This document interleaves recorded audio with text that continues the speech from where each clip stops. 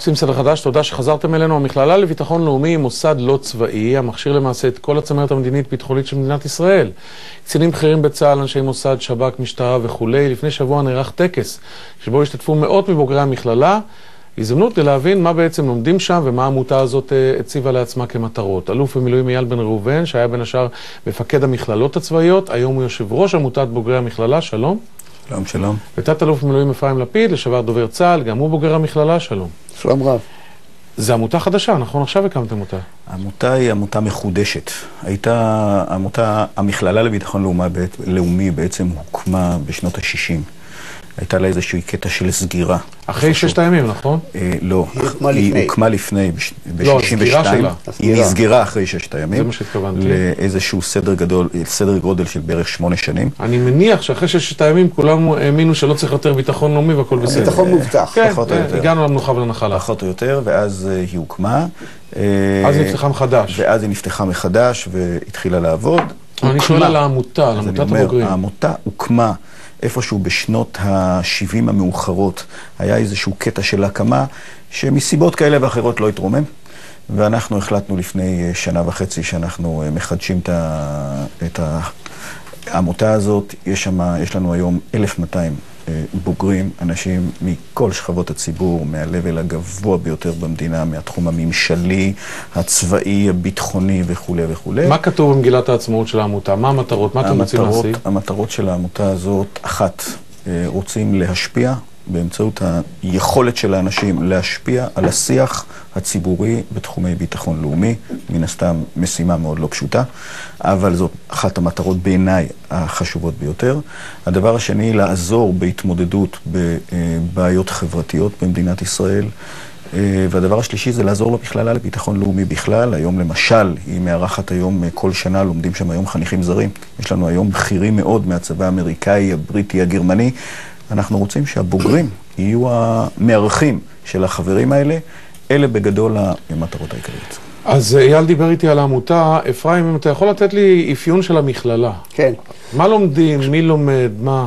אני הייתי שנה אחת חניך, שנה אחת מדריך, ואני אפילו עכשיו מדריך את החניכים הזרים שאייל הזכיר קודם, בהכנה שהם עושים כדי להכיר את ישראל. הם באים חודש לפני כל החניכים הישראלים, כי הם עוד לא מכירים את המדינה. אגב, אפרופו סוגריים, החניכים הזרים, באיזה שפה הם לומדים? הם שומעים עברית, אבל מתרגמים להם את זה סימולטנית לאנגלית. הם שומעים את ההרצאות כמו כל השאר, חוץ מכמה נושאים מאוד מצומצמים מסווגים. יושב בכיתה עם אוזניות. יושב בכיתה עם אוזניות, חיילות בשירות חובה מתרגמות להם, זה עובד טוב מאוד כבר כמה שנים, והכי חשוב זה הקשר שנשאר איתם.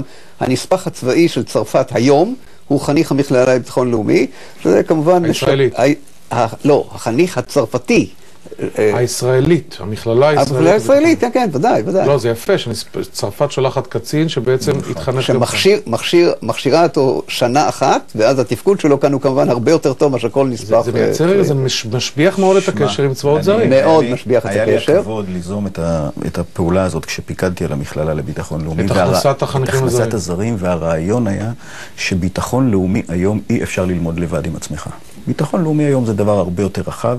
פעם אחת, שאלת לגבי השפה, מה שקורה שם בפועל זה שבשיעורים מדברים עברית ובהפסקות מדברים אנגלית, וזה כבר כשלעצמו תורם תרומה ענקית לאנשים. אני חושב שכשמדברים על קהל ישראלי צריך לזכור שכשאומרים ביטחון לאומי כולם חושבים תכף על צבא, אבל ביטחון לאומי במכללה לביטחון לאומי זה צבא, חברה, מדיניות חוץ, מדיניות כלכלית, הקשר בין ישראל לעולם היהודי. החניכים במכללה לביטחון לאומי מבקרים בקהילות יהודיות בעולם, ואני חושב אני יכול להגיד, במחזור שלי אנחנו 10 חניכים ששומרים עד היום על קשר אחרי 20 שנה ונפגשים כל הזמן. כמה חניכים יש בשנה? פלוס מינוס 30 חניכים. זה מאוד, זה מצומצם, זה איכותי, וכולם לומדים ביחד? כולם לומדים ביחד, לומדים גם פרונטלית במסגרת המכללה, וגם עושים תואר שני באוניברסיטת חיפה, שזו גם כן הזדמנות טובה מאוד גם לשפר את הרמה האקדמית של האנשים. יש קורסים ייחודיים למכללה?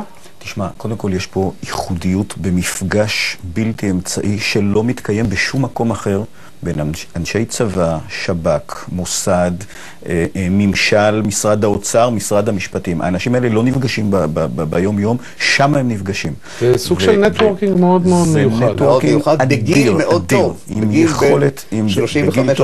בגיל טוב, אני יכול לומר לך שיוצאות משם עבודות, יוצאות מן הכלל.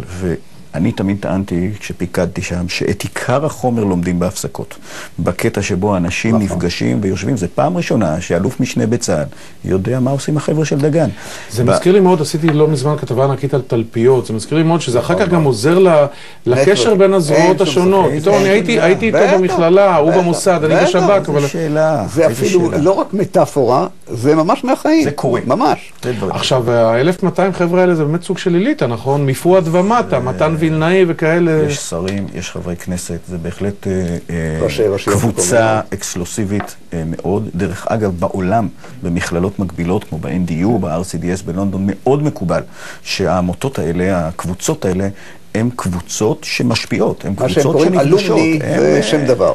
אז מי מגיע ללמוד שם? הצבא שולח מכסה קבועה, אמרת ראשי רשויות מקומיות, מה, כאילו... מה רשות מקומית? אני מדבר על כאלה שהיו בעבר בצבא, והיום הם ראשי רשויות מקומיות. אז אתה מגיע רק לובש מדים? לא, יש תמיד גם מגופים אזרחיים, גם ממשרדי ממשלה, גם שב"כ, מוסד, שירות בתי הסוהר, משרד החוץ. זה קבוע, זה מכסות קבועות, או שפתאום במשרד החוץ המנכ"ל מחליט לצ'פר מישהו ולשלוח? לא רק שהוא שולח כל שנה, הוא גם משאיר מדריך קבוע.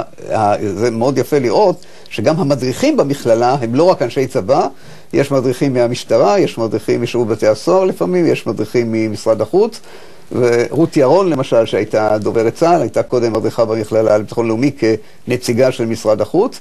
אני חושב שהיתרון הגדול זה באמת העובדה שבאים כאן אנשים מדיסציפלינות שונות ומסתכלים על המושג ביטחון לאומי מאוד רחב. בין הצבא מוביל את זה כי זה הארגון היחידי היום שמסוגל להוביל את זה. אם היינו היום בונים מדינה, בעיניי לפחות, נכון. אני לא חושב שהמכללה לביטחון לאומי הייתה בכלל צריכה להיות כפופה לצבא, אני חושב שהיא הייתה צריכה להיות כפופה למשל למועצה לביטחון לאומי רצינית, בעלת עוצמה וכוח. זה צריך להיות המבנה הנכון, אבל היום אין דרך לשנות את זה, יש המון מחשבות לסיפור הזה. דרך אגב, אני פעלתי הרבה מאוד, היום יש פעילות גדולה מאוד, המכללה לביטחון לאומי צריכה להיות בירושלים.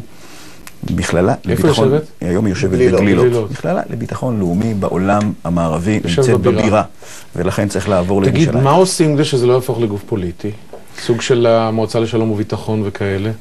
שפתאום תתחילו להופיע לי בעצומות ועל דפים בעיתונים, בעד או נגד משהו? שאלה מצוינת. אנחנו קבענו לעצמנו קודם כל שאנחנו לא כפופים לאף אחד. אנחנו אמנם שייכים, אנחנו עובדים מול המכללה לביטחון לאומי, אנחנו לא כפופים למכללה לביטחון לאומי ולא לצה"ל. לפני הבחירות הבאות ירצו המתמודדים להופיע בפני העמותה? לא בתואר של חבר העמותה. לא בתואר של חבר עמותת המכללה לביטחון לאומי, אלא בכל תואר אחר שהוא.